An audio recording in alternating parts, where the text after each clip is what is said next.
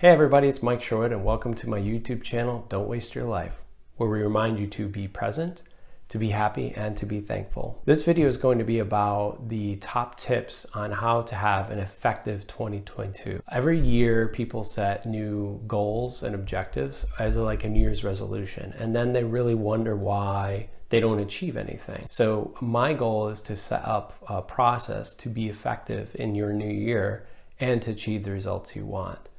So why do New Year's resolutions fail? It's because they focus on the outcome.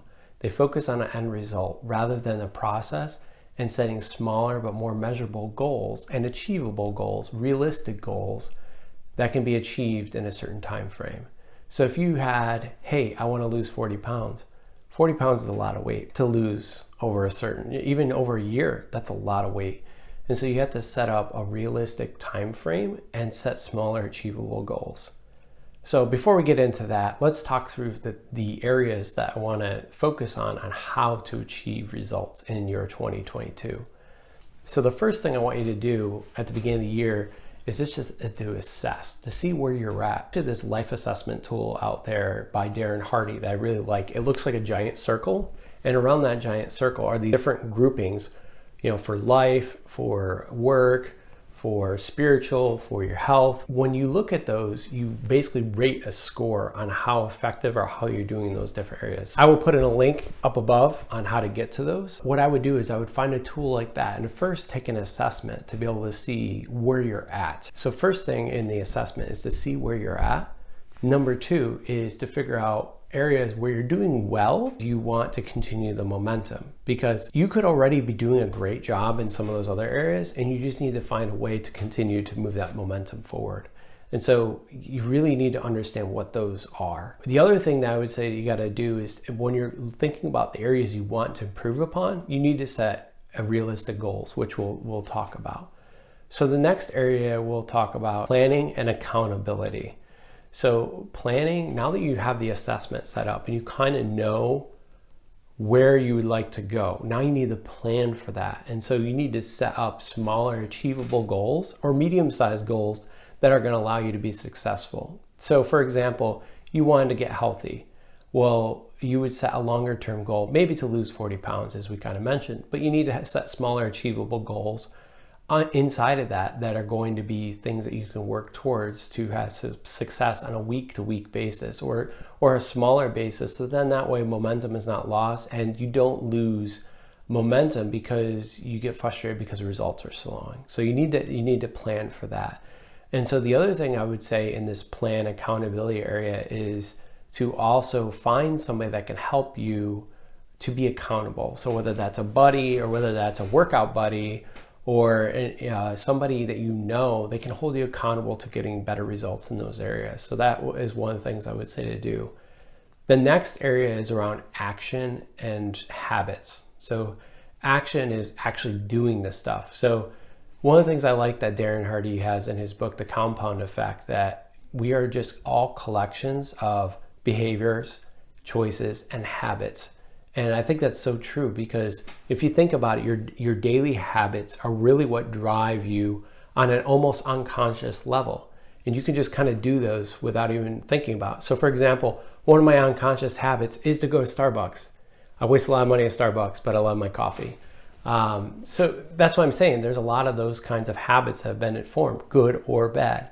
And we have different behaviors and different choices that we make on a daily basis that in the short term, they don't look like they're actually having an impact. So for example, let's say you wanted to lose weight, but let's say you continue to eat ice cream.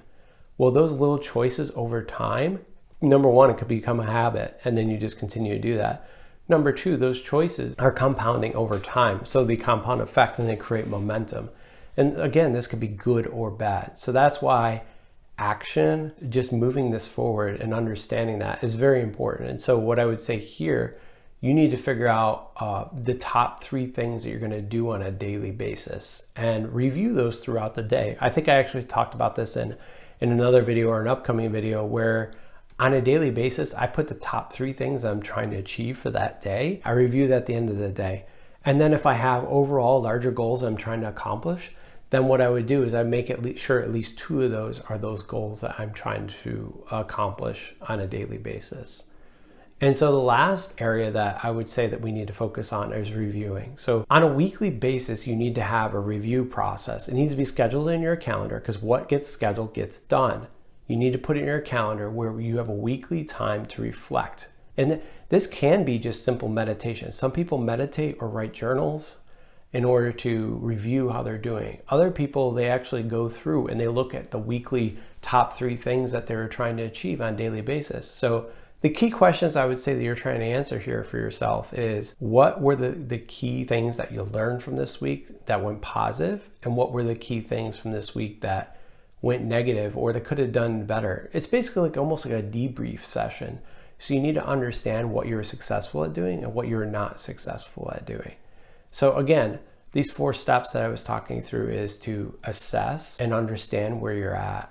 The next area that you'd want to look at is having a plan and creating accountability. And then the third area you'd want to have is action and actual movement, or getting things done. And then the fourth thing would be looking at your accountability process as far as a weekly review, or some kind of meditation or journaling to be able to kind of bring this full circle. And so with all those steps, I feel like if you can follow those steps and plan that out, I feel like you can have a successful 2022 in whatever area you're trying to accomplish.